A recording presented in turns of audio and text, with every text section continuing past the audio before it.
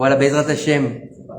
Le cours de ce soir, le cours de ce soir, je voudrais le dédier pour la guérison de tous les malades d'Israël, pour la réussite de toutes les forces, bien sûr, de sécurité des Eretz Israël, tous nos Chayalim, et bien sûr à la mémoire de toutes les personnes qui sont tombées depuis le 7 octobre. Et je voudrais aussi dédier ce cours pour la guérison de ma maman, Rivka Bat Ramona, et de ma sœur Sarah Ramona Madeleine Bat Rivka Bezrat Hashem. Et je voudrais aussi la dédier pour la guérison d'un jeune homme de 25 ans à peu près. On m'a annoncé aujourd'hui 25 ans. Il a eu un accident de voiture. Il est dans un état critique. Raphaël Ben... attends, je vois où il est. C'est là, je l'ai marqué. Quelqu'un sur le truc. Ah, il est là. Je l'avais laissé de côté. Voilà. Raphaël Ben Ariel Bezrat Hashem, il est dans un état très grave. Donc Bezrat Hashem, que ces quelques paroles de Torah nous aident et l'aide à aller beaucoup mieux, à sortir on parle de membres qui ont été atteints et que malheureusement dangereux. Donc Bezrat Hashem, on espère que ça va aller et on espère qu'il aura une grande réfoua chez les mains. Amen, Bezrat Hashem. Alors vous savez que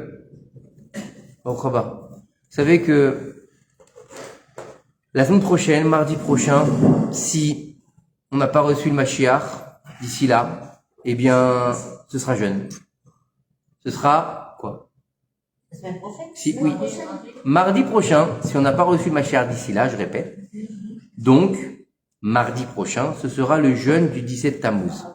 D'accord? Donc ça veut dire que, à partir de la semaine prochaine, si Dieu ne veut pas changer ses plans et qu'il veut pas qu'il y ait Mashiach et miséricorde, eh ben, à partir de la semaine prochaine, on rentrera dans les 3 semaines. Les 3 semaines qu'on appelle, en français, les 3 semaines de Guin. Les 3 semaines les plus dures pour le peuple d'Israël, les 3 semaines où on sait que beaucoup de catastrophes sont arrivées pour le peuple d'Israël. On arrive dans ces 3 semaines qui commencent le 17 Tammuz et qui finissent le lendemain de Tisha B'Av. 3 semaines où on doit commencer à faire notre introspection et comprendre qu'est-ce qui va se passer pendant cette période de Tammuz et Av, qui sont des mois qui appartiennent à Esav Aracha. C'est parce qu'il faut savoir que, je sais pas si vous avez fait attention, le monde, il est divisé en 12. Il est divisé en 7, bien sûr, mais il est divisé en 12 aussi. On a 12 tribus, on a 12 mois, on a 12 heures de jour, 12 heures de nuit. Et il faut savoir que lorsque Caïn et Èvel sont venus, il y a eu une division. Puisqu'ils étaient les deux seuls hommes sur terre, ils ont dû se partager le monde en deux. L'un d'un côté, l'autre de l'autre, puis certaines choses, ils ont échoué, ça n'a pas marché puisqu'il a tué son frère. Puis, encore une fois, on a dû réitérer les mêmes choses, et ça s'est passé avec qui? Avec Yaakov et Esav. Yaakov et Esav, 3 mois d'été pour Yaakov, 3 mois d'été pour Esav, 3 mois d'hiver pour Yaakov, 3 mois d'hiver pour Esav.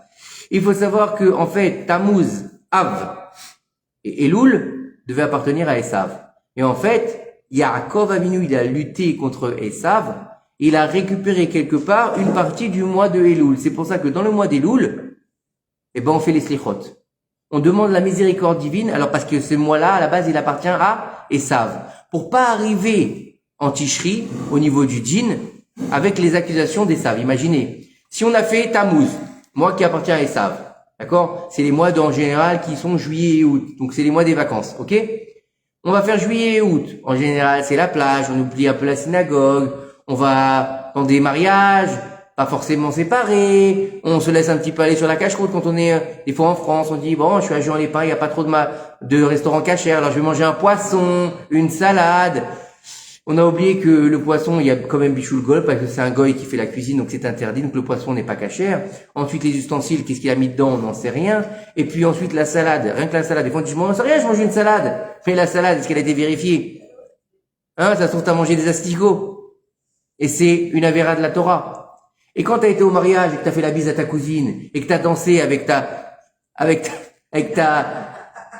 petite amie, machin, ça, c'est l'otaturu acharele vafrem vacharnechem. C'est le schéma Israël, c'est une loi de Horaïta encore de la Torah. C'est l'interdiction de laisser aller ses yeux et son cœur.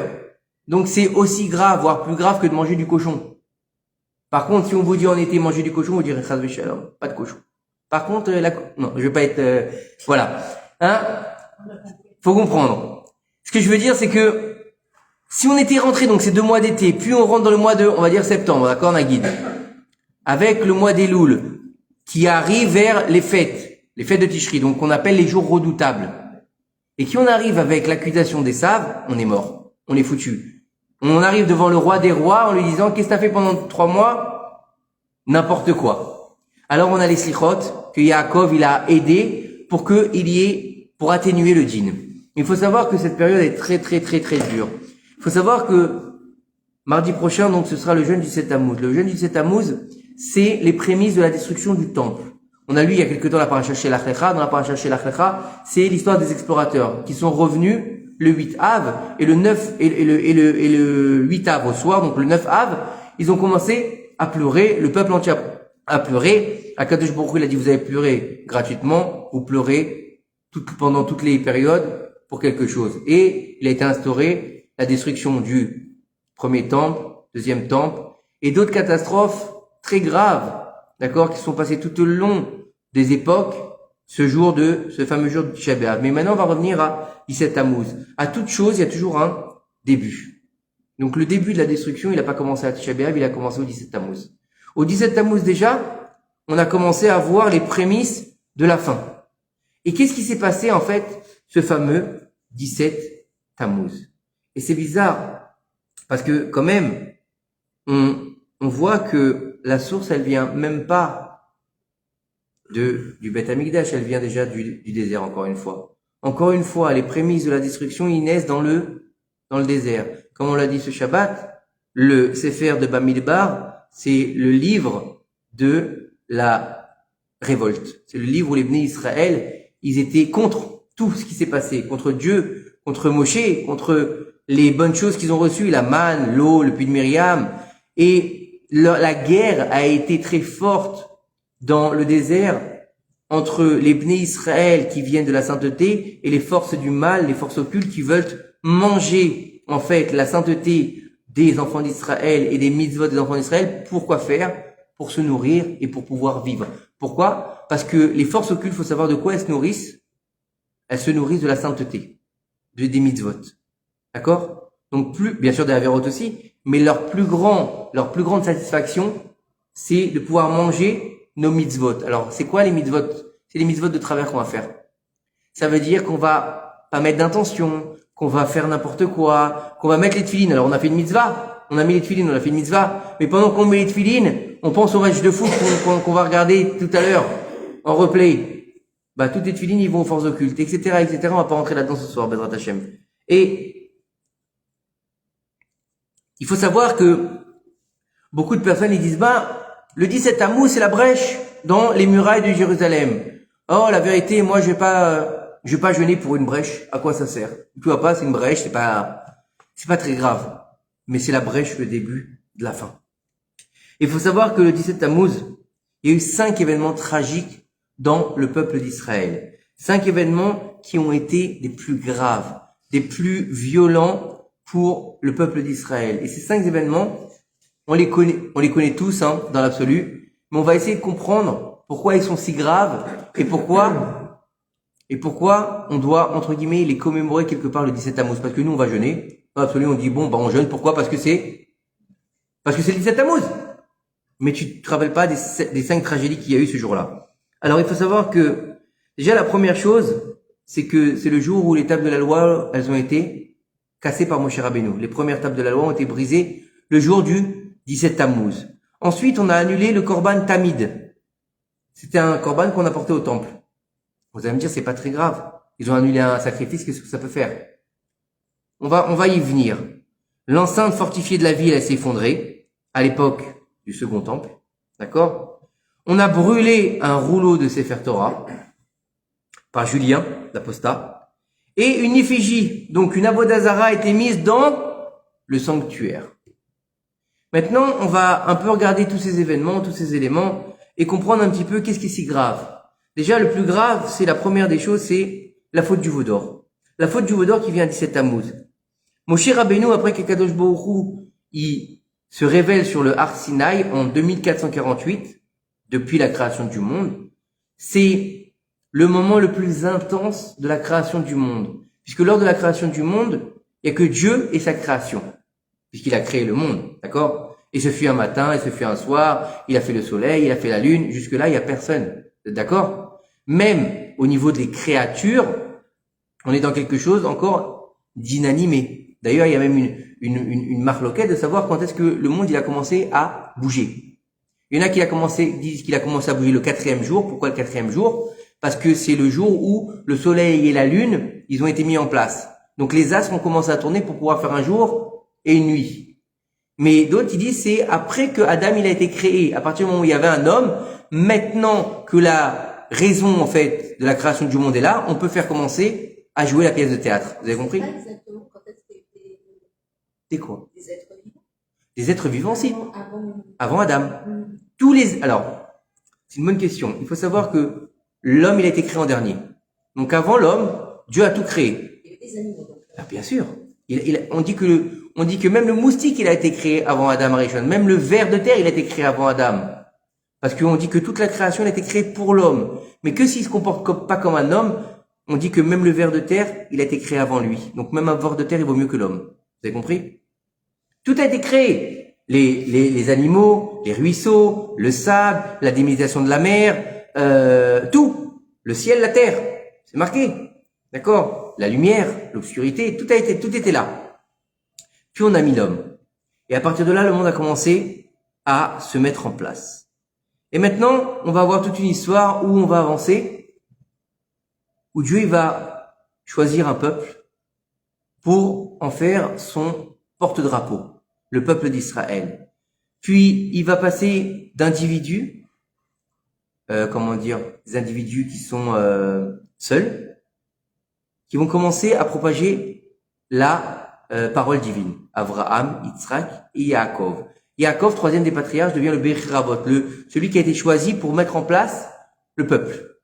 Les Béné Israël, les enfants d'Israël. Les enfants d'Israël, à la base, c'est pas un peuple. Le Béné Israël, c'est les fils d'Israël. C'est qui les fils d'Israël? C'est les 12 tribus. Ok? Donc, on va voir ces 12 tribus qui vont descendre en Égypte avec leur père, puisque Yosef est là-bas. Et puis là-bas, on va commencer à créer un peuple. Puis ce peuple va sortir d'Égypte.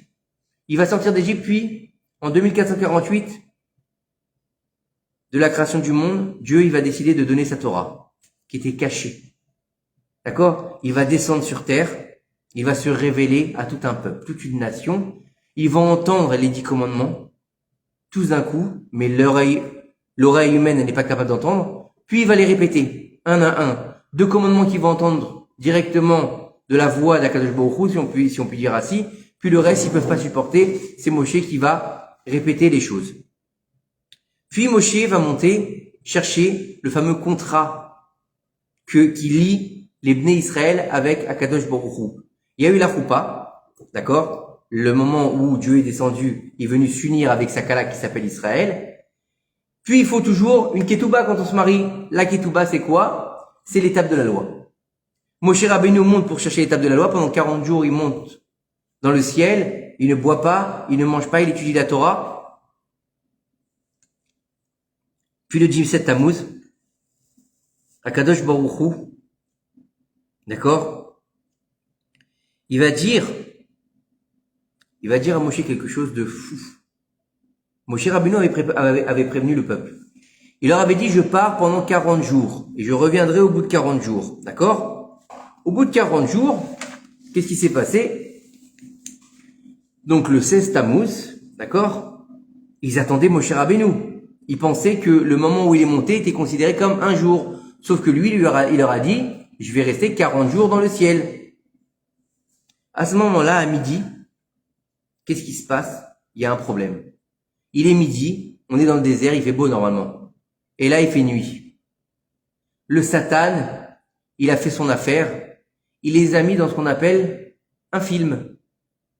Il leur a montré un film. D'accord? On est dans vous avez déjà été à la géode, là où on est entouré, là dans la bulle, là, on voit un film en 4D. Pareil. D'accord? Il est midi, tout devient noir. Des bruits bizarres. La peur qui s'installe. On voit dans le ciel des anges tirer un cercueil avec une espèce d'apparence de Moshe Rabbeinu. Et on pense que Moshe Rabbeinu, il est mort. Et là, le peuple est en panique, un peuple entier avec le Erev Rav qui sont dans le désert, livrés à eux-mêmes. Ils vont voir Aaron, fais-nous un Dieu. Fais-nous un Dieu. D'accord? Fabrique-nous un Dieu qui va être un guide pour nous, qui va faire le lien entre Dieu et nous à la place de Moshe Rabbeinu. D'accord? Là-bas, avant d'aller chez Aaron, ils ont été chez Chour, le fils de Myriam, la sœur de Moshe Rabbeinu. Ils lui ont dit, Chour, fais-nous un Dieu. Il leur a dit, soyez gentils, allez crever. Ils l'ont lapidé. Puis après, ils sont allés voir Aaron et lui ont dit, fais-nous un Dieu. Et Aaron, qui avait une particularité, qui aimait le peuple d'Israël plus que lui-même, il a dit comme ça, si ils me tuent, ils auront tué le même jour un prophète et un Cohen, puisque je suis Cohen et Chour était prophète. S'ils font ça, il n'y aura pas de capara pour les peuples d'Israël. Je préfère moi pécher en les aidant à créer une idolâtrie, plutôt que le peuple n'ait plus de pardon. Aaron n'aurait pas dû rentrer dans les comptes de Dieu ou de dire je vais prendre sur moi, on lui a rien demandé. Il aurait dû faire ce qu'il avait à faire. À cause de ça, 2 de ses enfants périront le jour de l'inauguration du Mishkan. D'accord? Nadav et Avihu. Et alors ils sont arrivés là-bas et Aaron, pour gagner du temps, il leur a dit allez me chercher de l'or chez vos femmes. Ils se sont dit les femmes elles donneront jamais leur or. Hein, elles tiennent à leurs bijoux, les femmes. Mais ce qu'il avait oublié à Aaron, c'est que, à l'époque, les hommes aussi, ils avaient beaucoup de bijoux. Ils avaient beaucoup d'or, puisqu'ils étaient sortis d'Égypte avec beaucoup d'or. Et, ce qui s'est passé, c'est que, ils étaient tellement fous à ce moment-là, ils se sont même arrachés les boucles d'oreilles qu'ils avaient à leurs oreilles, imaginez. Ils ont même pas enlevé, ils les ont arrachés, pour les donner dans les mains d'Aaron. Et là a été une des premières bêtises d'Aaron, entre guillemets. Pourquoi? Parce qu'il aurait dû leur demander de le mettre par terre. Parce qu'il faut savoir que ce qui est rempli de sorcellerie, d'accord, à partir du moment où on le pose par terre, d'accord, on le prend pas de main à main, il perd sa force de sorcellerie. Donc le fait de l'avoir pris dans la main, donc ils lui ont passé la sorcellerie de l'or qui était venu d'Égypte. Plus encore une fois, on va avoir aussi un homme là-bas qui s'appelle Micha. Micha, c'était un petit garçon à la base, qui avait été emmuré en Égypte à la place des briques. Vous savez, quand il manquait des briques en Égypte, ils mettaient des petits garçons à la place, ils mettaient des enfants à la place. Et un jour, Moshe Rabbeinu est sorti, il a dit, Akadosh Baruch Hu, je comprends pas. Pourquoi tu fais ça? Pourquoi tu emmures des enfants? Quand même, pourquoi ils jettent dans le Nil et emmurent des enfants? Dieu lui a dit, ne t'inquiète pas, Moshe, je sais ce que je fais. J'enlève les ronces du peuple d'Israël. Moshe lui a dit, je t'en supplie, Akadosh Baruch Hu, laisse-moi en sauver un. Il dit non, Moshe. Parce que si t'en sauves un, vous allez douiller après. Il a dit laisse-moi. Il a dit fais ce que tu veux. Il en a pris un, il l'a appelé Micha. Il l'a collé à lui. C'était quelque part, son petit protégé. D'accord? Et à la sortie d'Égypte, Moshe Rabbeinu, tout le monde est allé chercher de l'or chez les voisins. Vous avez vu le film? Non? Ils sont allés chercher de l'or.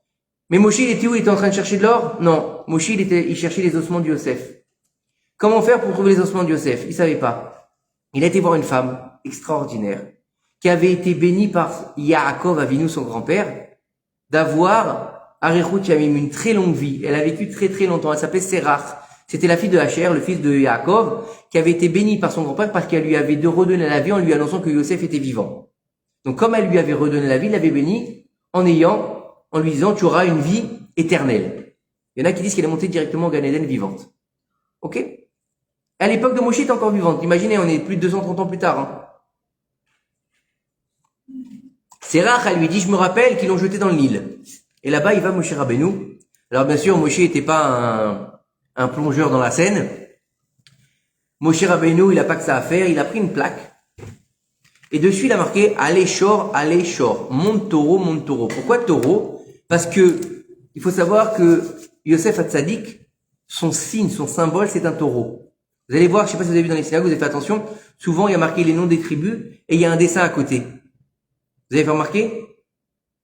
Yosef, c'est un taureau. Binyamin, c'est un loup. Naphtali, c'est une gazelle. D'accord, etc. Donc, il s'appelle Shor. Même dans la bénédiction que lui a fait son père, il l'appelle le taureau. Donc, il marque allez Shor et il jette cette plaque dans le Nil. Quelques secondes après, des petites bulles se font dans le Nil. Et un cercueil en fer, parce qu'il l'avait enfermé dans un cercueil en fer pour pas justement qui puisse remonter à la surface.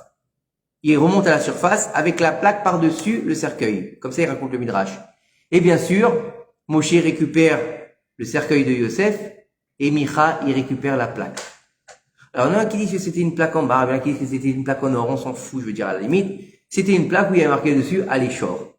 Et au moment où Aaron, il a fait le chaudron pour pouvoir faire le veau d'or, lui, il pense pas faire un veau. Lui, il pense faire une idolâtrie, c'est pas encore ce qu'il va faire. Il est en train de faire fondre l'or pour pouvoir ensuite le couler. À ce moment-là, Micha, il passe et il jette cette fameuse plaque dans le chaudron. C'est à ce moment-là que, comme dans les films, l'explosion, et du chaudron sort un veau d'or, qui a la partie basse d'un âne et la partie haute d'un veau, et qui commence à cavaler. Ah ouais, en plus, il commence à cavaler et à crier « Je suis ton Dieu, ô Israël !» Sympa ou pas? Et là, bien sûr, Aaron, il dit quelque chose de prophétique. Il dit « Demain, ce sera une fête pour Dieu. » Et la fête, ce sera la punition des enfants d'Israël. Et de par cette fête-là, on va devoir faire, de par cet acte-là, ce sera Yom Kippour. Yom Kippour, c'est pour faire la capara du veau d'or. D'accord? Donc, ils ont fait un veau. Ils n'ont pas seulement fait un veau. Le premier des commandements, tu n'auras pas d'autre Dieu que moi. Voici tes dieux, ô Israël, qui t'a fait sortir d'Égypte. Ils ont dit le Erev Rav. Bam! Le lendemain matin, ils se sont prosternés devant lui, devant ce veau. Nos sages nous disent que, qui plus est, ils avaient encore 12 veaux, en plus. Ceux-là, ils bougeaient pas, un veau par tribu, histoire de faire les choses bien. Ils lui ont fait des sacrifices, ils lui ont apporté des offrandes, ils ont dansé devant, ils se sont accouplés devant. Ça a été une vraie débauche, totale, n'importe quoi. Et c'est marqué, ce que je vous dis, c'est marqué dans la Torah noir sur blanc, qui se sont débauchés devant le veau d'or. Et c'est pas des midrashim, ça c'est marqué dans le texte. Et à ce moment-là, Akadosh Baruch Hu, il va dire quelque chose à Moshe Rabbeinu. Il va lui dire, descends, car ton peuple a fauté. Alors il y en a qui vont dire, pourquoi il lui a dit ton peuple? C'est pas ton peuple à toi? On a dit parce que c'est le Erev Rav qui a voulu faire ce fameux veau d'or. C'est le peuple que toi tu as fait sortir d'Égypte. C'est toi qui as voulu amener le Erev Rav avec le peuple d'Israël. Moi je voulais pas. Donc c'est toi qui as décidé. D'accord? Il lui dit descends. Et il lui dit tu dois descendre pour aller voir ce qui se passe. Il y en a qui disent tu dois descendre ton niveau. T'es arrivé au 50e degré. La porte de la 50e, la porte de la, de la Bina, la compréhension absolue, tu descends de ton niveau. Pourquoi? Parce que c'est de ta faute qu'il y a eu le veau d'or. Quelque part. Pourquoi? Parce que si tu n'avais pas sorti Micha du mur, il aurait jamais sorti la plaque pour la mettre dans le veau d'or. Donc tu es responsable, quelque part, du veau d'or. Et aussi parce que tu as fait sortir le Erev Rav. Pourquoi un veau? Parce qu'il voulait un veau. Parce qu'il y avait une avodazara en Égypte. C'est vrai que là-bas, il y avait des sorciers avec eux qui étaient sortis du Erev Rav, des sorciers de Mitzraïm. Il faut savoir qu'il y avait une procession en Égypte, c'est que toutes les années, on faisait la fête du Nil. Et à la fête du Nil, qu'est-ce qui se passait? Ils faisaient un veau d'or, et avec la magie noire, ils le faisaient voler au-dessus du Nil pour pouvoir le bénir le Nil. Donc, ils se sont rappelés de ça, ils ont voulu avoir un veau. Vous avez compris? Et c'est pour ça qu'on fera, on a lu la paracha 4, qu'on fera la vache rousse, pour venir faire la capara du veau d'or. Et ça s'est passé quand? Le 17 Tammuz. Vous avez compris? Donc, la seule tribu qui n'a pas péché, c'est la tribu de Lévi. Elle s'est levée contre eux, et ils ont décidé de punir les fauteurs. Alors on dit qu'il y a eu 3000 morts ce jour-là. 3000 morts. Donc pourquoi c'est si grave s'il n'y a que 3000 morts? Parce que celui qui dit rien, c'est comme si il consent, exactement. Exactement. C'est que les Israël n'ont rien dit. Il y a eu 3000 morts, mais il faut savoir que, écoutez bien ce que disent nos Chachamim, depuis la faute du veau d'or, de toutes les catastrophes qu'il y a eu tout au long des générations dans le peuple d'Israël, toutes les catastrophes qu'il y a eu, les pogroms, les assassinats, la Shoah, etc., dans chacune de ces catastrophes, il y a une partie du veau d'or. Akadosh Baruch Hu, il a dit à Moshe, je ne détruirai pas le peuple, mais il a distillé la faute du veau d'or dans toutes les catastrophes, jusqu'à la fin des temps. Bah, forcément.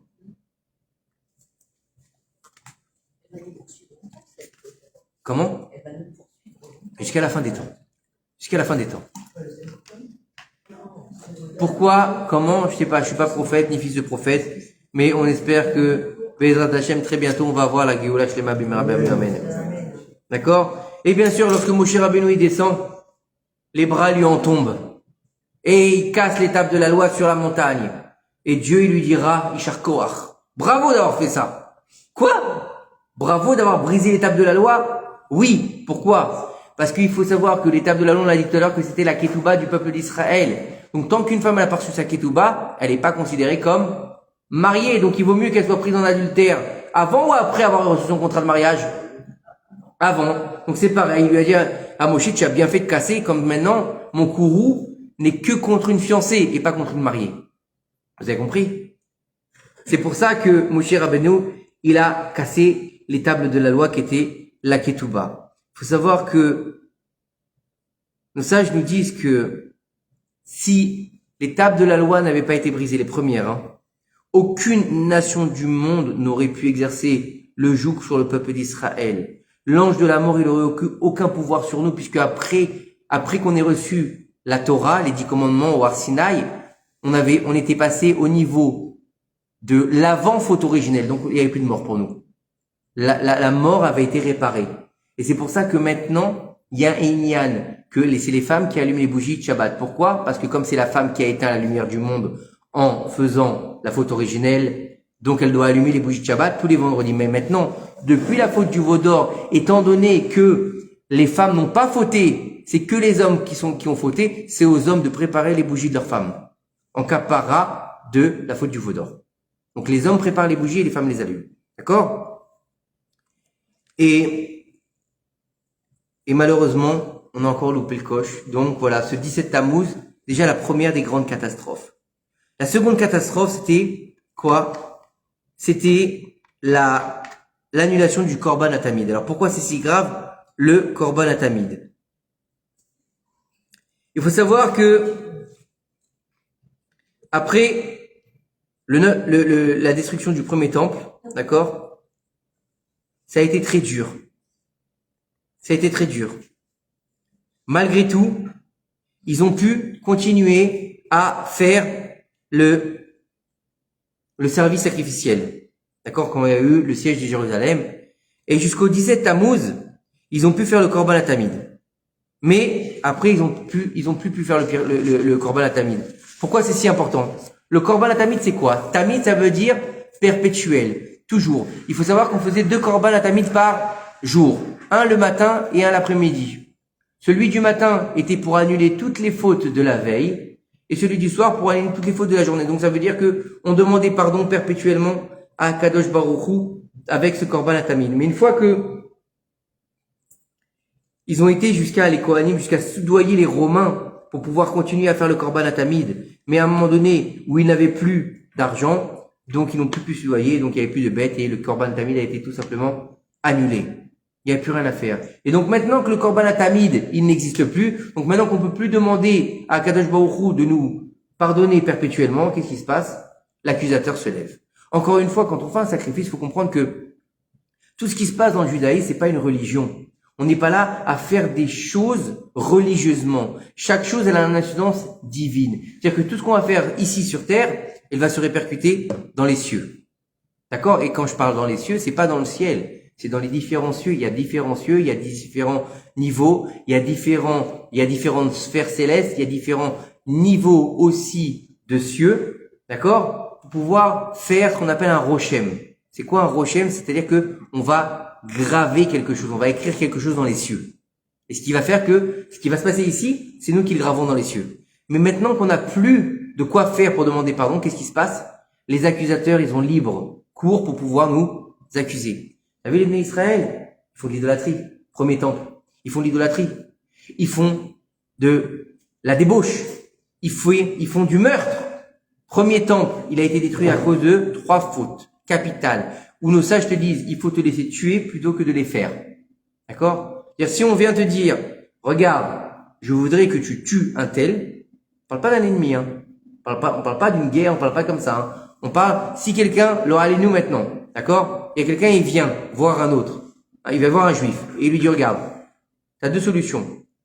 Ou tu tues ton voisin, qui est juif, ou c'est toi qui meurs. Le juif, il doit dire, je préfère mourir. D'accord? Maintenant, quelqu'un vient voir un homme et lui dit, écoute, tu vois ta voisine, la femme de ton voisin là? Faut que tu ailles avec elle. Ou sinon, tu meurs. Ben, tu meurs. Tu fais de l'idolâtrie, tu te prosternes ou tu meurs. Ben, tu meurs. Tu manges du cochon ou tu meurs. Tu manges du cochon. Eh ouais. Alors, tu fais le cochon, le cochon. On vient te dire, écoutez bien ce que j'ai dit. Idolâtrie, débauche et meurtre, tu meurs, mais tu fais pas la chose.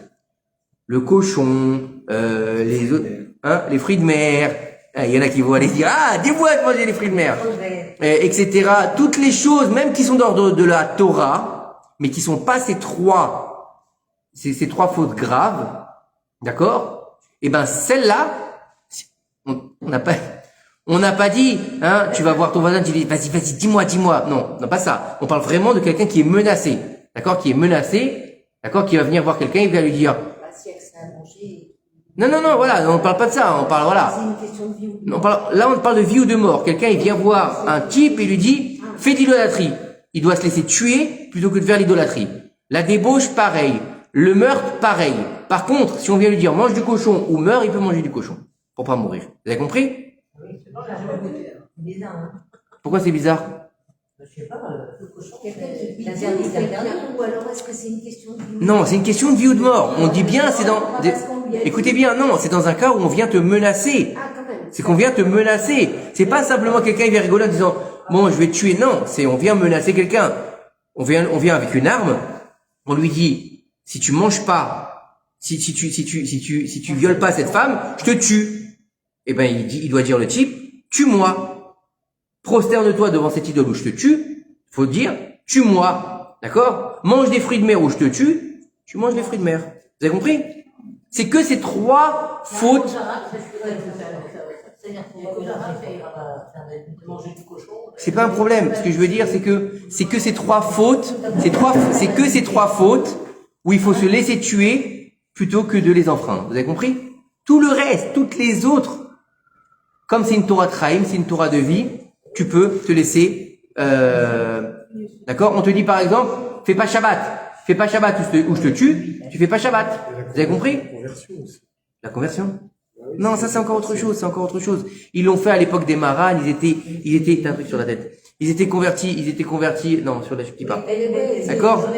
Vous avez compris? Ça n'a rien à voir. C'est que ces trois fautes. L'idolâtrie, la débauche et le meurtre. Ok? On y va, on continue? Alors, on en est où? Donc, le korban atamid, on n'a plus moyen de le faire. Donc, on n'a plus moyen de demander à Kadosh Baruch Hu, regarde, on a fait des bêtises, mais je t'en supplie, quand même, pardonne-nous. Fais quand même, on a fait ici un korban pour demander pardon, donc, qu'il y ait quelque chose dans le ciel qui se mette en place. Non, il n'y a plus, walou. Donc, tous les accusateurs, ils vont y aller. Regarde, ils sont comme ça. Regarde le deuxième temple, la Shonara. Regarde ça, l'Ifnei Mishurat Adin, ça n'existe pas pour eux. C'est-à-dire quoi? Au lieu d'être un peu malléable et de faire un petit peu crédit, qu'est-ce qu'ils font dès qu'il y a un problème? Non, le djinn, la rigueur. Donc le djinn, vrac, Akadosh Baruch Hu, il sonne le glas pour le peuple d'Israël dans le deuxième temple. C'est un drame. Faut savoir que la période qu'on va vivre, on n'espère pas la vivre comme on la connaît depuis des années, parce qu'à tel point que nos sages nous disent que celui qui n'a pas vu le temple reconstruit de son vivant, c'est comme si il avait contribué à cette destruction. C'est un drame, je vous assure, c'est un drame. Toutes les années, quand on connaît cette phrase-là, on se dit, mince, cet Tammuz, il est passé, le temple n'a pas été reconstruit. Tisha B'Av, il n'a pas été reconstruit. Mince, ça veut dire que on n'a pas mérité encore.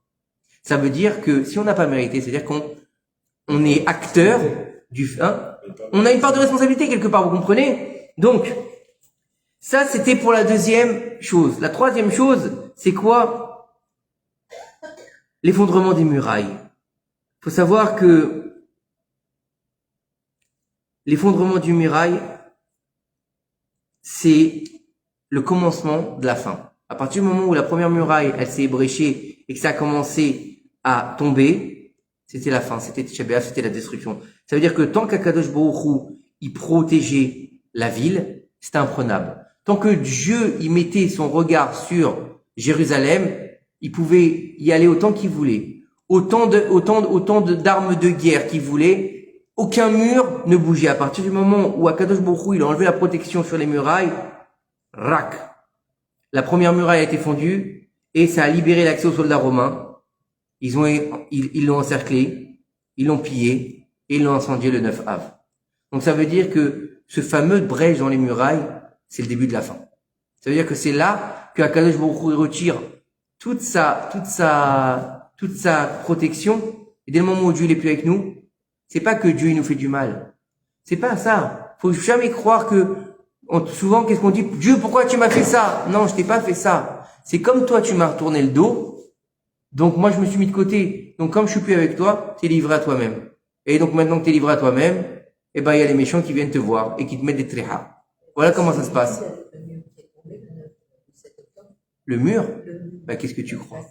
Ben, il y a le passage, il y a l'histoire des barrières qui ont été enlevées à Yom Kippour. Il y a beaucoup de choses. Après, si on regarde la signification de chaque chose, on va pas s'en sortir parce que dans chaque chose, il y a quelque chose. Dans chaque chose, il y a un décret divin et un décret céleste.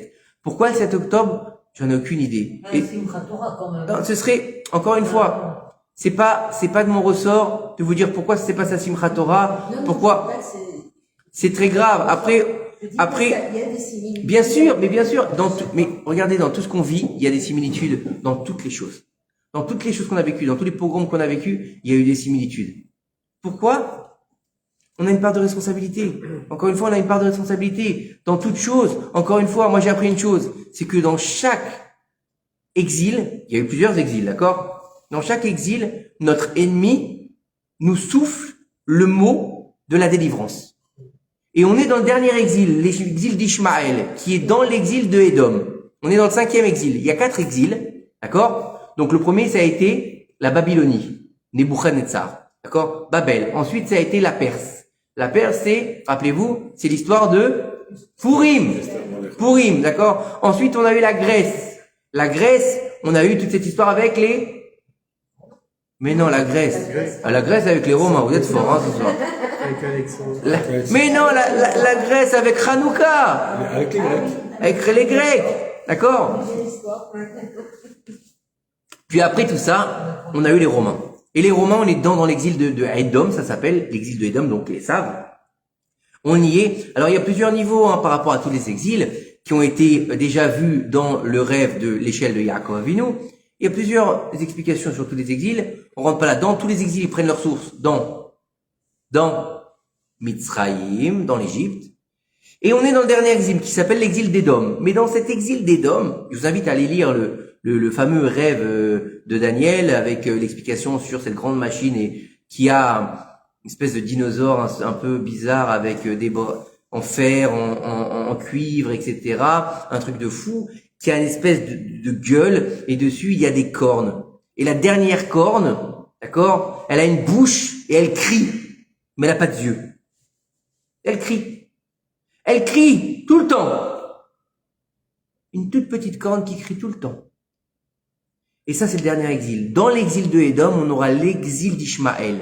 Et n'oubliez pas une chose, c'est qu'à la fin de sa vie, et Sav, il a été épousé qui? La fille d'Ishmaël. Marqué dans la Torah. À la fin, il a été épousé la fille d'Ishmaël. Donc Édom et Ishmaël, ils sont comme ça. D'accord? Regardez bien à l'époque de la Shoah Arura. Vous n'avez jamais vu cette fameuse photo de Adolf Hitler, que son nom soit oublié, écrasé, hein, avec le moufti de Jérusalem? Édom et Ishmaël ensemble. D'accord? Et cette petite corne, elle criera tout le temps. Elle criera quoi? Allahu Akbar. Mais ça veut dire quoi, Allahu Akbar? Dieu est grand. Ça veut dire quoi? Ça veut dire quoi? En langage de la Torah, Allahu Akbar. En od milvado. Tout simplement. Il n'y a rien d'autre que lui. Ça veut dire que nos ennemis qui sont là toute la journée à se lever contre nous, ils sont en train de nous crier le code secret pour les écraser. Fais teshuva. Dieu, il est grand. Vous avez compris? Donc, la réussite et la victoire, elle est où? Dans nos mains. Regardez ce qui s'est passé avant le 7 octobre. Arrêtez, l'armée, arrêtez de faire, arrêtez, levez les armes contre le gouvernement. Vous vous rappelez pas de ça? Hein? Qu'il y a eu Tsahal qui s'est arrêté de travailler, les renseignements ils ont arrêté, tout a arrêté. On s'est encore levé contre les religieux, encore une fois. Encore une fois, on se lève contre les religieux. C'est le cancer de la nation, faut encore une fois. Et qu'est-ce qui s'est passé? Tous les gens, malheureusement, qui ont été agressés au 7 octobre, je parle dans les Yishouvim, hein, c'était des gens de gauche. C'était des gens qui soutenaient les Arabes. Bah, ils leur ont bien rendu, hein. Que Dieu nous en préserve. Il y a pas d'amis avec les non-juifs. C'est comme en France, hein. La gauche. La gauche. Qu'est-ce qu'il a dit? Voilà, maintenant, leur préoccupation, hein, leur préoccupation première, non mais écoutez, franchement, où on va? Leur préoccupation première, c'est que, mis à part la Palestine, parce que, apparemment, le conflit palestinien se trouve en France, hein. Au lieu d'avoir des drapeaux français, on a des drapeaux palestiniens en France. Mais, mettons ça de côté, d'accord? Comme il a dit, l'autre abruti, notre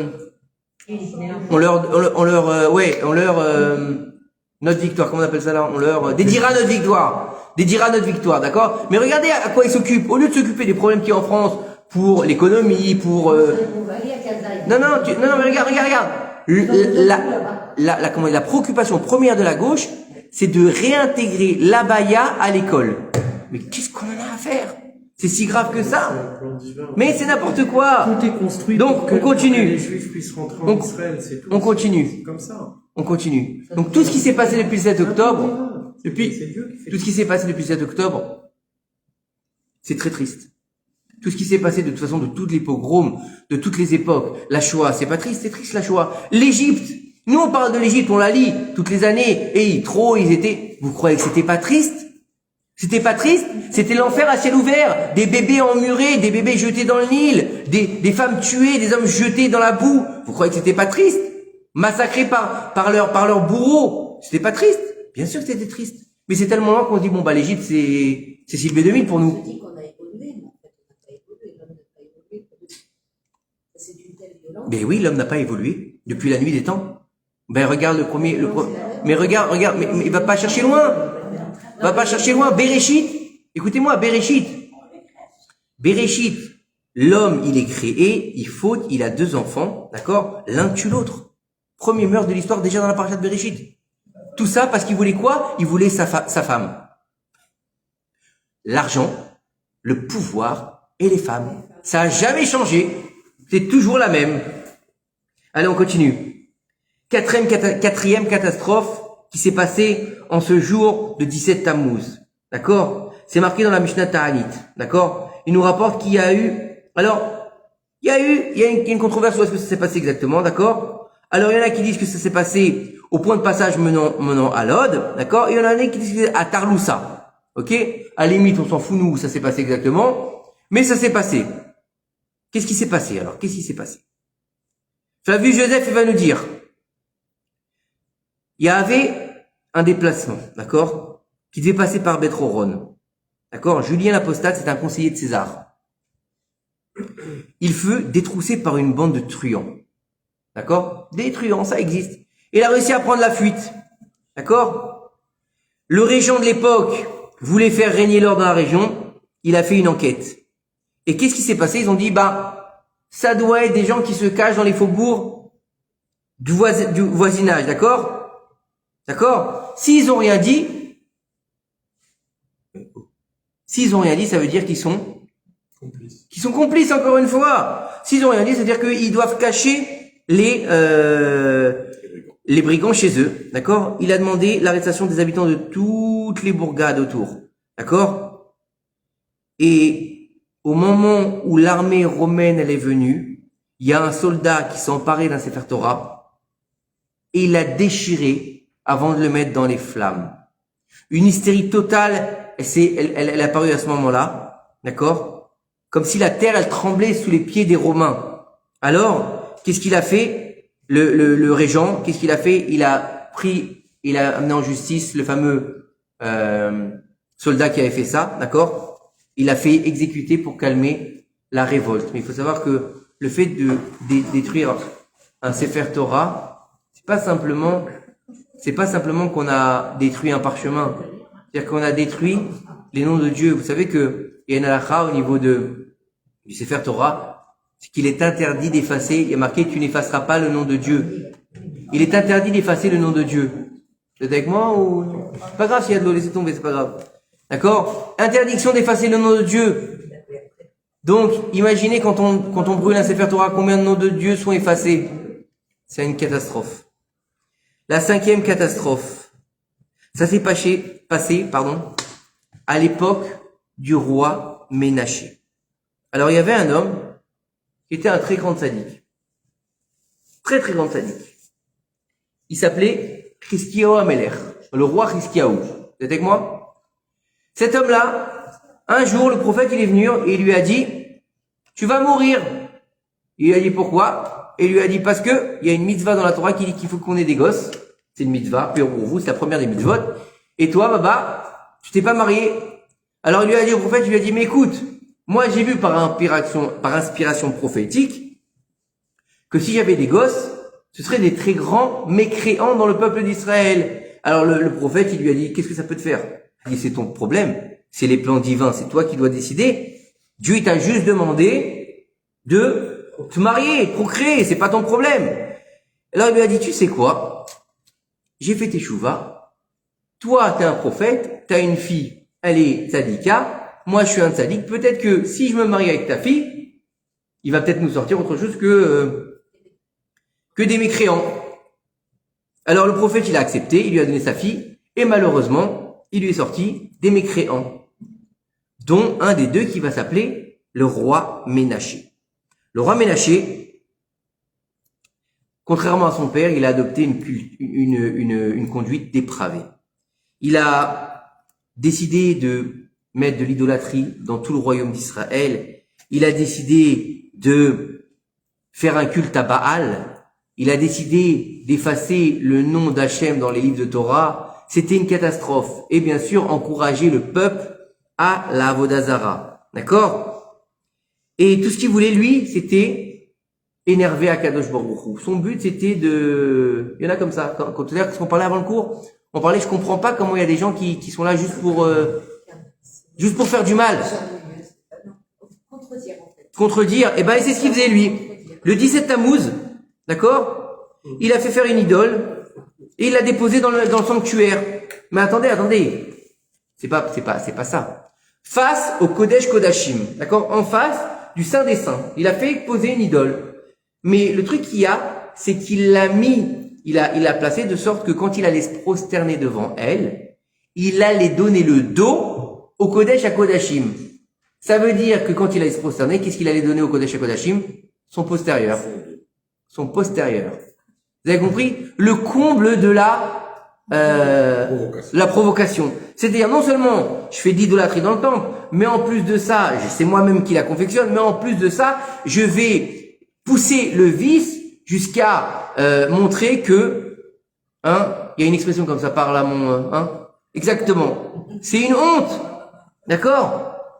C'est horrible d'avoir pu faire ça, et jusqu'à que en fait, faut savoir que il y a eu des décrets terribles qui sont tombés sur le peuple d'Israël à cause de ça, d'accord? La destruction du temple d'ailleurs, d'accord? Et il faut savoir que, vous savez, bien qu'il ait fait ça, ce roi Ménaché, il faut savoir une chose, c'est que il a fait teshuva. Il a fait des choses horribles, hein. Il faut savoir qu'il a tué son propre grand-père. Ok? Non, il a tué. Il a assassiné même, lui, de ses propres mains, hein. Il a assassiné son propre grand-père qui était un tzaddik. Il avait quelques petits problèmes psychologiques, on va dire. Et ben, il a fait teshuva. Et on dit, écoutez bien, comme quoi que la teshuva, elle est possible pour tout le monde. On dit de lui qu'à la yeshiva céleste des Baalei Teshuva, c'est lui le Rosh Yeshiva. Vous imaginez? Donc la force. Bonsoir. Alors, Daniel, t'es venu Alors, les manifs à Bnei-Brak, voilà ce que ça Ah, il y a les manifs à Bnei-Brak? Il y a les manifs maintenant. J'ai fait demi-tour sur l'autoroute. Ah bah. Je vous dis, on est dans une situation très très compliquée, très très compliquée. On avance, mesdames, on est en direct, n'oubliez pas. Donc, voilà le 17 Tammuz, les 5 catastrophes qu'il y a eu. Mais toutes ces choses-là, faut nous éveiller à quoi? On va avoir le veau d'or, on va avoir les tables brisées, on va avoir l'annulation du Tamid, on va avoir l'effigie d'une idole, on va avoir Julien qui va brûler un Sefer Torah, on va avoir l'effondrement du muraille. Tout ça, ça sert à quoi pour nous aujourd'hui? Qu'est-ce que ça doit nous amener à réfléchir? À savoir que le seul moyen de réparer tout ça, c'est quoi? Faut savoir que le premier temple, quand il a été détruit, 70 ans. 70 ans entre le premier et le deuxième temple. Après 70 ans d'exil, on est revenu à Jérusalem. Pourquoi? Parce qu'on avait réparé les 3 fautes capitales qu'on avait faites avant la destruction. L'idolâtrie, le meurtre et la débauche, on les avait réparés. On avait fait teshuva complète là-dessus. Maintenant, dans le deuxième temple, la faute qu'il y avait, c'est la médisance. La médisance et le moti shemra. Ça fait 2000 ans, pratiquement, qu'on est en exil et on n'a toujours pas réparé la médisance. Ça veut dire qu'aujourd'hui, on doit réparer quoi? On doit réparer les mauvaises langues. On doit réparer les langues de vipères. On doit réparer les mauvaises choses qui se disent sur les réseaux sociaux. Et on doit comprendre que le seul moyen de réparer, c'est de faire la vatrinam. Le deuxième temple, il a été détruit à cause de la haine gratuite. Sinat Kinam. Le seul moyen, salut Betty. Une bonne santé pour Benjamin Bezrat Hashem. Le seul moyen de réparer la haine gratuite, c'est l'amour gratuit. Et comment tu fais l'amour gratuit? Tu peux pas faire l'amour gratuit si tu passes ton temps à parler sur l'autre. C'est impossible. T'imagines comment tu peux aimer ta voisine si toute la journée tu dis celle-là, son pain qu'elle fait, il est dégueulasse. Celle-là, tu vois pas son mari, il a acheté la dernière BM. On sait très bien qu'il fait du forex celui-là, d'accord? Ou l'autre, il va dire, mais de toute façon celui-là il s'est marié parce qu'il a dû la payer celle-là. Et que ça, comment est-ce qu'on peut faire pour aimer gratuitement si on fait tout le temps du lachon hara? Sur les réseaux sociaux, ça n'arrête pas. Celle-là elle est comme ça, celui-là est comme ça. Je voudrais faire, vous la connaissez, la publication anonyme? Je suis allé dans tel restaurant, mais je suis une publication anonyme. Et là, on défonce le restaurant. Mais baba, c'est pas parce que t'as mal mangé que tu dois t'en vouloir au restaurant. D'accord? C'est pas grave, ça peut arriver. Oui, j'ai été malade toute la nuit, n'allez plus à ce restaurant. Mais peut-être que ça arrive. Il a ses frigos qu'on pété, n'importe quoi, il a fait chaud. Voilà, ça peut arriver. Non, c'est responsable, c'est le restaurant. Peut-être c'est Dieu qui a voulu que t'aies une gastro et puis c'est tout. Arrêtez de trouver des responsables. Non mais c'est vrai. Faut arrêter de trouver des responsables. Il faut enfin comprendre que mais tout est la volonté d'Hachem. Si c'est Dieu, il veut pas, il y aura rien. Si Dieu, il décide, il y aura, c'est tout. Et donc comprendre que tout ça, ça nous a amené à réfléchir. Le veau d'or, on s'est tué, on a laissé faire. On a une part dans le veau d'or. Les murailles ne se seraient jamais effondrées si on s'était comporté correctement. Un Sefer Torah, il aurait jamais été. Vous savez que nos sages, ils nous disent, c'est bien beau de se lever devant un Sefer Torah. Mais combien de personnes ils crachent sur les érudits en Torah? Combien? Allez, c'est quoi le problème aujourd'hui? Tu vois pas, les religieux, ils sont cachés dans les yeshivot, à rien foutre et vont pas l'armer à la place. Oui, combien de fois j'ai entendu ça? Je parle pas de ceux qui se cachent là-bas, je parle des vrais, qui étudient vraiment. Vous savez quoi? Attendez, je parle pas de cela encore. J'ai dit que je parle pas de cela. Écoutez bien. Ceux-là, vous levez, tout le monde se lève devant un Sefer Torah. Tout le monde se lève devant un Sefer Torah. Et ben, ceux-là, les érudits en Torah, c'est des Sefer Torah vivants. Et pourtant, on crache sur eux. C'est plus grave que de cracher sur un Sefer Torah. Et pourtant, sur Sefer Torah, on va l'embrasser, on va se lever, on va danser. Et le Talmid Chacham qui va passer, on va dire, le parasite. Chaz v'shalom. C'est grâce à lui qu'on est là. Faut comprendre ça, ils tiennent encore une fois, je parle des gens qui étudient vraiment, je parle des gens qui se cachent pas, d'accord? Je parle pas des gens qui sont là-bas parce qu'ils veulent pas faire le service militaire. Je parle des gens qui se lèvent le matin et qui vont, et que tu les vois du matin jusqu'au soir, ils ont leur tête dans la Gemara, ils ont leur tête dans la Mishnah, ils ont leur tête, ils étudient, tu vas leur poser une question, ils savent te répondre. C'est pas, il va te dire, attends, je vais appeler Rav Google. Non, on parle pas de cela. Cela, c'est même pas la peine. Pour moi, c'est pas des religieux, c'est pas des Talmid Chacham. C'est des gens qui sont planqués. Comme il y a des dons religieux aussi qui se planquent. Voilà. Vous savez combien de gens se font passer pour gays en Israël pour pas aller faire le service militaire? Vous saviez ou pas ça? Non. Eh ben voilà. Eh ben pourtant c'est pas des religieux. Ok? Donc faut comprendre qu'aujourd'hui, il y a des gays qui se font passer pour des religieux. Oui aussi. Il y en a qui se font pas. Bref. Mais dans l'absolu, il faut comprendre que ils tiennent. N'oubliez pas ce qui a marqué dans la Torah. Il y a marqué Elef Lamaté. Écoutez bien, on va avancer. Combien de temps il nous reste?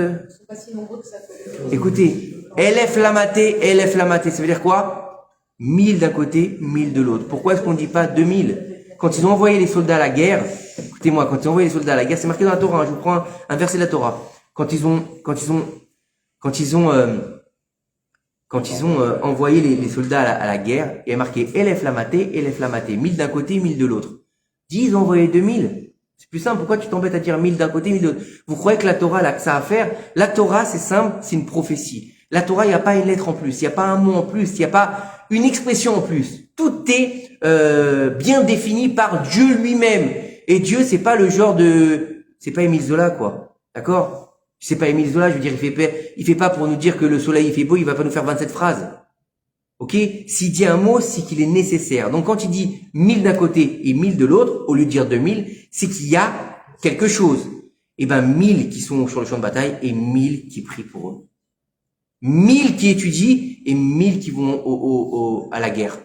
Et ça a toujours marché comme ça. Ça a toujours marché comme ça. Depuis la nuit des temps, depuis qu'on est sorti d'Égypte. Pareil au moment de David Ameller, etc. Ça a toujours marché comme ça. Et c'est ça qu'il faut aujourd'hui. On a besoin des deux. Comme dans l'ingénierie, on a besoin d'un corps de métier. On a besoin pas que d'aviateurs ou que de gens qui sont dans les tanks. On a besoin de tout. Et on a aussi besoin du type qui prépare à manger pour les soldats, non? Donc on a aussi besoin du type qui prie pour les soldats. C'est normal. Chacun son rôle, chacun son poste. Mais encore une fois, on parle pas des planqués. On parle des gens qui sont là vraiment, qui se lèvent le matin et ils ont une liste. Et je les ai vus, moi. Ils ont des listes de soldats. D'accord? Et tous les matins, ils disent ça, c'est pour soldat un tel, soldat un tel, soldat un tel, soldat un tel, que Dieu le protège. Et toutes les histoires qu'on a entendues, à chaque fois qu'ils n'ont pas fait ça, ou qu'ils ont oublié, ou qu'il y a eu un problème. Donc, faut bien comprendre que tout ça, ça doit nous éveiller à faire taire, justement, cette haine gratuite qu'on veut nous imposer en Israël, faire taire cette haine gratuite de la gauche contre les religieux, de la gauche contre la Torah, de la gauche contre les mitzvot, la Torah et les Maasim Tovim. Il faut faire taire cette haine gratuite parce qu'il n'y a qu'une chose qui nous fera réussir. Et c'est un slogan qui a été dit au début de la guerre et qui s'est émietté totalement. Ensemble, on gagnera. C'est quoi ensemble? Ben ensemble, c'est tout le monde. C'est les gens qui ont des kippas noirs, des gens qui ont des kippas blanches, les gens qui n'ont pas de kippa. Les gens qui ont des papillotes, les gens qui n'ont pas de papillotes. Les gens qui ont une crête et les gens qui n'ont pas de crête. D'accord? Oui, mais tout le monde, je parle de tout le monde. C'est les soldats, c'est les volontaires, c'est les gens qui prient, c'est les femmes, les hommes qui ont préparé à manger, qui ont été amenés des victuailles, qui ont été à chercher des chaussures, n'importe quoi, qui leur amenaient des slips. Ils leur amenaient des slips, ils n'avaient pas de slip. D'accord? Ah, c'est si grave, il fallait leur amener un slip. Oui, c'est important. Parce que ça s'appelle le kvod Adam. Le respect de l'être humain. Parce que même s'ils sont dans des situations très difficiles, eh ben, des fois, c'est important de prendre une bonne douche et de changer de sous-vêtements. C'est important. Même si on est au combat depuis des jours. Alors, tu penses pas à ça quand on combat, tu penses justement à sauver ta peau. Mais si, c'est important. Ça s'appelle kvod Adam. Et tout ça, c'est ensemble qu'on l'a fait. Ensemble. Religieux, pas religieux. On s'en foutait, c'était toute la population.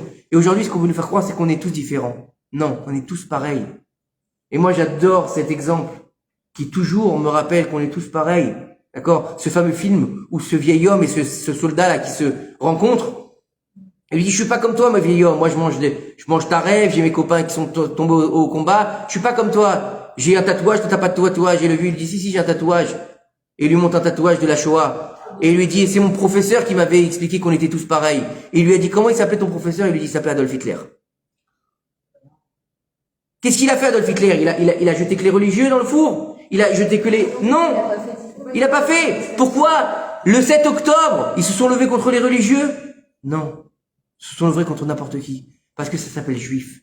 Et c'est ça qu'il faut qu'on comprenne.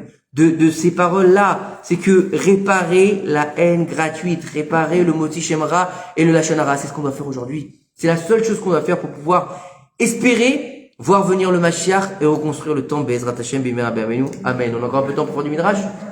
On a un peu de temps? On a 10 minutes, allez, on fait un peu de midrash. On va faire kiffer le marié quand même, parce que lui, il aime bien, hein. Il aime bien le midrash. Hein, ça va? C'est le livre des parachutes. Non, c'est le livre des récits des 4 jeunes de Torah Box. Torah Box. D'ailleurs, aidez-les, je sais pas si c'est, ah oui, c'est pour ceux qui peuvent les aider, qui sont derrière la caméra, ceux qui peuvent les aider, ils sont en pleine campagne de collecte. Donc, aidez-les.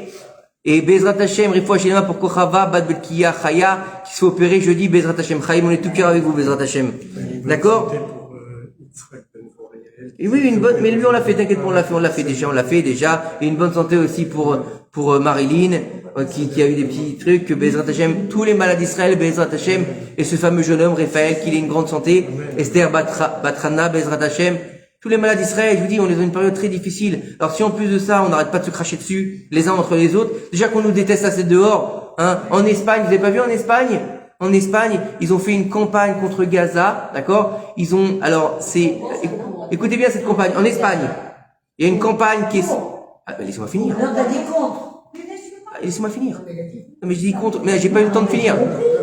Ils ont fait une campagne d'affichage. Là-bas, sur cette campagne d'affichage, il y a la photo d'un homme. C'est un Israélien qui est spécialiste. Alors on s'en fout, il est spécialiste dans le voyage pour les gays. Ok? Il a le droit, c'est pas problème, c'est pas ça le problème. Mais derrière lui, en fond, Gaza qui est détruit. Et dans tous les il y a marqué, voilà, il soutient le terrorisme à Gaza et c'est la prochaine destination qu'il va faire visiter à ses amis. Regardez où on va aujourd'hui. En Espagne, regardez en France, on a dit on va dédier ça aux Palestiniens. Qu'est-ce qu'ils en ont à faire? Il n'y avait pas un drapeau français que des drapeaux palestiniens. Le monde entier nous crache dessus. Sur Facebook, il y en a un qui a parlé comme ça. Je dis, vous savez, vous devriez y aller à Gaza. Ils ont besoin de... Bah oui. Surtout que si les homos ils vont y aller, ils vont les pendre. D'accord? Mais comprendre une chose, c'est que déjà, on a assez, écoutez bien, on a assez de détracteurs autour de nous pour ne pas avoir à se cracher dessus entre nous, entre toutes les factions du peuple d'Israël. Écoutez, on sera jamais d'accord, on sera jamais tous pareils. On sera jamais tous avec la même kippa, ou le même surtout, ou le même habit. Non, on est tous différents au niveau. Je parle au niveau. Non, je dis, on n'a pas besoin d'être tous pareils. Voilà, au contraire, mais c'est ça qui fait notre force. C'est ça qui fait notre force, c'est notre différence. Comme on dit, 70 facettes de la Torah, donc 70 facettes dans le peuple d'Israël aussi. On a besoin des Datilomi, on a besoin des Haredim, on a besoin des Litaïm, on a besoin des non-religieux. Oui, bien sûr qu'on a besoin des non-religieux. Qui est-ce qui a mis la pierre à l'édifice de la reconstruction excusez-moi, qui est-ce qui a mis la pierre à l'édifice de la reconstruction de l'État d'Israël dans lequel on vit aujourd'hui? 75 ans, c'est ça? Qui c'est qui a mis la pierre à l'édifice si c'est pas des non-religieux? Tous les gens qui ont reconstruit, c'était des grands rabbins. Ben Gurion, c'était un rabbin? Non. Mais Ben Gurion, je vous explique quelque chose. Il était très intelligent, cet homme-là. C'était pas un religieux, hein. Et il se le cachait pas. Attends! Vous savez ce qu'il a dit quand on lui a demandé qu'est-ce qui vous prouve que vous avez des droits sur cette terre? Vous savez ce qu'il a fait? Il a sorti le Tanakh. Il a sorti la Bible. Et pourtant, il n'était pas religieux. Parce que tout le monde sait. C'est pas le problème qu'il n'était pas religieux. Il a fait le tour de... C'est ça le truc. Parce que une neshama juive, elle reste toujours une neshama qu'on soit loin ou pas loin. Donc c'est ça qu'il faut comprendre aujourd'hui. Arrêtons de se cracher dessus. Arrêtons de dire ceux-là ils sont comme ça, c'est pas comme ça. Non. Il y a des tirs au flanc partout. Il y a des abrutis partout. Chez les biens, chez les religieux, pas les religieux, chez les kippas comme ça, chez les pas kippas comme ça. Il y a des abrutis partout. Et on peut pas plaire à tout le monde. Voilà, c'est tout. C'est nous, c'est le peuple d'Israël. Et Am Israël Chai V'Kayam Bezrat Hashem. Allez, on y va. Allez, c'est parti. Alors, la semaine dernière, on avait parlé de la conquête de Jéricho, qui était la première ville qui a été conquise après l'entrée en Eret Israël. Excusez-moi, mesdames, ça résonne. Et les gens derrière la caméra, ils me font la réflexion, après ils me disent, on a du mal à entendre. D'accord? Alors, écoutez. Alors, on a dit la semaine dernière qu'ils ont conquis Jéricho. C'était la première ville. Et c'est une ville qu'il est interdit de reconstruire. Jusqu'à la fin des temps. Elle appartient à Kadosh Baruch Hu. Et on ne devait pas prendre de butin là-bas. C'était interdit. Il avait dit Yoshua, ne prenez rien. Elle a été prise pendant Shabbat, donc ça appartient à Dieu, c'est consacré. Il y avait un homme qui était dans le peuple de la tribu de Yehuda. D'accord? Il s'appelait Achan, fils de Carmi. Pas Kermit, Carmi. C'était un homme qui était riche. Mais c'était un homme qui était riche, et vous savez que quelqu'un qui est riche, en général, il veut être toujours plus riche. Et ce Achan, il voulait encore avoir plus d'oseille. D'accord? Et il n'a pas écouté l'ordonnance de Yoshua, qu'il a dit que celui qui prendrait quoi que ce soit dans la ville de Jéricho, il serait mis en Kherem. Kherem, c'est en quarantaine. D'accord? Qu'est-ce qu'il a fait? D'accord?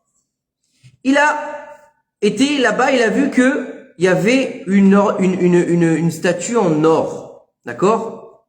Et il y avait de l'argent, il y avait de l'or, il y avait beaucoup de choses que, devant cette statue, que les gens de Jéricho étaient venus faire en offrande à l'idole. D'accord?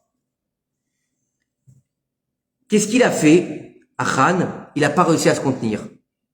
Il a tout pris, tout ce qu'il y avait, tout l'oseille, tout l'argent, tout l'or, toutes les offrandes qui étaient là-bas devant la statue, il a tout pris, il a tout mis dans sa tente. C'était pas la première faute de ce fameux Achan, d'accord? Depuis, alors écoutez bien, il nous dit ici, déjà quand Moshe Rabbeinu était vivant, d'accord? Moshe, il avait déjà mis de côté plusieurs fois. Et il méritait de mourir par les morts du Bédine plusieurs fois. Mais c'était la première fois que le peuple d'Israël, il allait recevoir une punition à cause de lui. D'habitude, il prenait pour lui, c'était son problème. Mais là, tout le peuple allait prendre à cause de lui. D'accord? Pourquoi? Parce que tant que les Bnei Israël n'avaient pas encore traversé le Jourdain, ils n'étaient pas dépendants les uns des autres.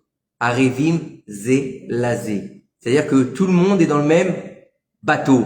C'est-à-dire qu'on est garant l'un de l'autre. Jusque-là, non. Et donc, la majorité ne pouvait pas être punie à cause de la faute d'un individu seul. D'accord? On parle pas d'un individu qui fait fauter les autres. On parle de quelqu'un qui faute. Donc lui, il a fauté, il est puni tout seul, mais il fait pas punir les autres. Par contre, depuis qu'ils avaient fait traverser le Jourdain, le peuple d'Israël était un peuple comme un seul corps. Et lorsque Achan, il a péché, la colère divine, elle s'est emportée sur tout le peuple d'Israël. Et ils ont commencé à perdre les guerres. Quand ils ont voulu conquérir Haï, pas Haï la malin, Haï ça s'appelait comme ça, c'était la ville. D'accord? Ils se sont pris une Tléha, d'accord? Et bien qu'ils s'étaient préparés à la guerre avec cette ville et qu'ils avaient combattu avec espoir, énormément de Bnei Israël, ils ont été blessés et Yair ben Ménaché, il est mort à ce moment-là. Et lui, il était l'équivalent de la majorité des hommes du Sanhédrin. C'est-à-dire, imaginez, c'est un grand Talmid Chacham qui avait le statut de presque tout le Sanhédrin. Le Sanhédrin, ils étaient les hommes de la grande assemblée. Ils étaient 70. C'était des Talmidei Chachamim. Imaginez, il y a un homme qui était presque comme tous les hommes de la grande assemblée. Et donc, imaginez le niveau qu'il avait. À cause de la faute d'Achan, il est mort, ce fameux Yair ben Ménaché. La mort de Yair ben Ménaché, d'accord, et la défaite d'Israël, elle a fait beaucoup de mal à Yoshua bin Nun. Yoshua bin Nun qui était donc le nouveau manhig, le nouveau chef du peuple d'Israël. Il a déchiré ses vêtements et il est tombé en deuil devant Akadosh Baruch Hu jusqu'à la fin de la journée. Et au moment où il était en train de demander pardon à Akadosh Baruch Hu, il a entendu Akadosh Baruch Hu lui parler. D'accord?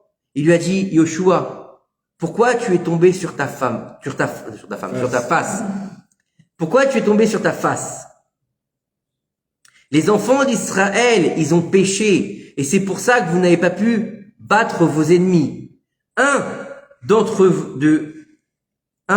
vous, il n'a pas respecté ce que tu avais demandé. Il n'a pas respecté le fait que tout Jéricho, il était, comment? Il était sanctifié, on ne devait pas toucher. D'accord? Et là-bas, il a pris des choses. Quand il a entendu ça, il était très stupéfait, Yoshua. Et il a demandé à Kadosh Baruch Hu, mais qui est le fauteur? Alors Kadosh Baruch Hu lui a répondu quelque chose d'énorme. Écoutez bien ce qu'il lui a dit. Est-ce que je suis une balance? Est-ce que moi, je suis un délateur? Je ne te dirai pas qui est-ce qui a fauté, va et fais un tirage au sort pour trouver le fauteur. À ce moment-là, il s'est levé Yoshua et il a été voir dans l'obscurité qui avait fauté. Il a pris 12 pierres, d'accord, dans le Choshen, pas le Chosher, le Choshen. Il a été voir le pectoral du Kohen Gadol, d'accord, où il y avait là-bas les 12 tribus. Et là-bas, chacun il avait une pierre à son nom, d'accord? Et il a regardé et demandé quelle est la tribu qui a fauté. Et quand il demandait, si la lumière, elle se faisait sur la pierre, c'est-à-dire qu'il n'y avait pas de fauteur. Mais si la pierre ne brillait pas, ne scintillait pas, donc ça veut dire que c'est dans cette tribu que le fauteur était. Alors quand il a passé toutes les pierres, il a vu que sur le pectoral, que la pierre de Yoshua, elle n'avait pas de Yehuda, elle n'avait pas brillé. Et il a compris que c'était une des personnes de la tribu de Yehuda qui avait fauté. D'accord? Donc, qu'est-ce qu'il a fait? Il a été faire un tirage au sort dans la tribu de Yehuda. Et au moment où il a fait le tirage au sort, donc ils ont tiré à la courte paille, si on peut dire comme ça, et c'est tombé sur Achan ben Karni. Yeshua, il a été le voir et lui a dit, fais un amendement de ta faute. Et qu'est-ce qu'il a dit au début? Non, de quoi tu parles? Il lui a dit, mais je comprends pas. Ça fait pas un mois que Moshe Rabbeinu, il est mort, et déjà tu te trompes dans ton djinn. D'accord? Tu ne te rappelles pas ce que t'a dit ton maître Moshe? Que on devait faire un témoignage sur 2 ou 3 témoins. Ou sinon on pourrait pas punir quelqu'un s'il n'y a pas 2 ou 3 témoins. Et toi, tu viens, tu fais un tirage au sort, et à partir d'un tirage au sort, tu veux rendre obligatoire une punition sur quelqu'un. Mais c'est pas normal. Il lui dit, c'est forcé que ça va tomber sur quelqu'un si tu fais un tirage au sort. Quand il a dit ça à Yoshua, ça lui a fait beaucoup de mal. Il a vu que à ce moment-là, Beruach HaKodesh, qu'il allait devoir faire la Chalouka, le partage de la terre d'Israël, justement selon un tirage au sort. Et que si les Bnei Israël, ils croyaient pas maintenant que le traître, il allait être défini par un tirage au sort, alors comment est-ce qu'il pourrait recevoir le tirage au sort au moment où il devra faire le partage de la terre? Ça veut dire que si là maintenant les Bnei Israël ne croient pas, si l'autre il remet sa parole en doute, d'accord? Demain ils vont tirer, il va dire bon la tribu de Yehuda au nord, la tribu de Binyamin au sud, ils vont dire mais attends, dis-moi, on veut pas de tirage au sort, ça nous intéresse pas, ça sert à rien, d'accord? Alors, qu'est-ce qu'il a fait? Il a été le voir tranquillement et lui a dit, écoute, il vaut mieux que tu quoi? Face à un moment honorable, que tu dises que t'as fauté, tout simplement. Donne le kavod au Dieu d'Israël. Il lui a dit, il vaut mieux que tu exprimes ce que t'as fait, ta mauvaise action, d'accord? Plutôt que, après, il y a un problème avec ce Goral, et qu'il y a un problème dans la distribution de la terre d'Israël. Les hommes de la tribu de Yehuda, ils se sont levés, ils se sont mis autour de Yoshua. Et ils ont entendu les paroles. Et ils ont commencé à faire une dispute. Ils ont commencé à engueuler Yoshua. Et tous les autres, ils étaient avec Yoshua. Et ils étaient prêts à se battre entre eux. Il y a eu une grande colère. Il a commencé à avoir une grande dispute entre les Bnei Israël, entre les tribus et la tribu de Yehuda. Et beaucoup d'entre eux sont morts. Il y a eu une dispute virulente où ils sont venus à se battre. D'accord? Il a vu ça, Achan, il a vu que ce qu'il avait déclaré, en fait, à cause de lui. Et il a dit, c'est pas possible. il a décidé de dire la vérité. Il a décidé de reconnaître sa faute et l'erreur qu'il avait faite. Il a dit dans son cœur, celui qui sauve une âme du peuple d'Israël, c'est comme si il avait sauvé le monde. Et étant donné que des hommes d'Israël, ils sont morts, je suis non seulement un pécheur, mais j'ai fait pécher les autres à cause de moi. D'accord? Donc maintenant, je vais dire devant Akadosh Baruch Hu et devant Yoshua, pour pas qu'il y ait une malédiction sur le peuple. Qu'est-ce qu'il a fait à Achan? Il s'est mis devant le peuple, et il les a fait tous taire. Et il a dit dans une voix forte et en pleurant, j'ai péché devant Dieu. C'est pas seulement la première fois que j'ai péché devant Dieu. Avec les Klaani, Melech Harad, j'avais déjà péché. Avec Sichon, Veog, là-bas aussi j'avais péché, en faisant des choses qu'il ne fallait pas.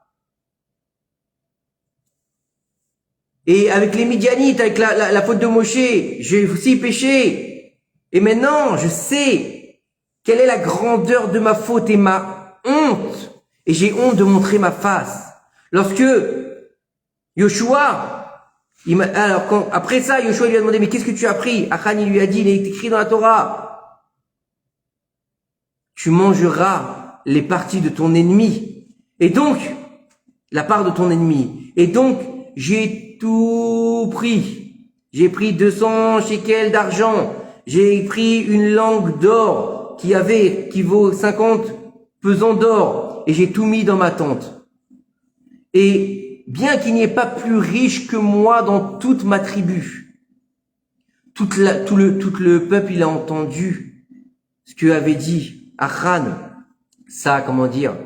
son vidouille. Et qu'est-ce qui s'est passé? Les enfants de la tribu, les gens de la tribu de Yehuda,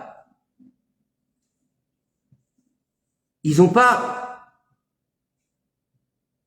voulu que quelqu'un vienne prendre ça dans leur tente. Ils n'ont pas voulu qu'on rentre dans leur chevette et il y a encore plus de problèmes. Yoshua, il a envoyé des gens des envoyés pour prendre le butin qui était dans la tente de Achan. Et ils ont tout déposé devant lui. Yoshua, il a dit devant Akadosh Baruch Hu, pour cette chose-là qui manquait, tu t'es tant énervé contre ton peuple, et pour ça, de nombreux sont morts du Sanhédrin. Voilà, c'est donné devant toi. Il a été puni, Achan, ouais, c'est ça. Il a été brûlé dans le feu et ils l'ont lapidé. Oh, ça fait... Ouais.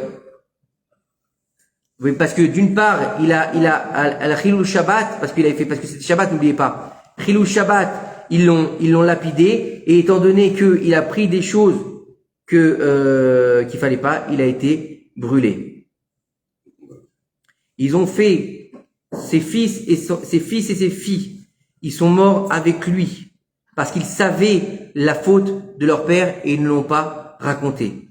Et tous ces biens qu'il avait, ils les ont brûlés, pour que les enfants d'Israël y voient la grandeur de sa punition et qu'ils aient peur de ne pas recommencer à fauter comme lui.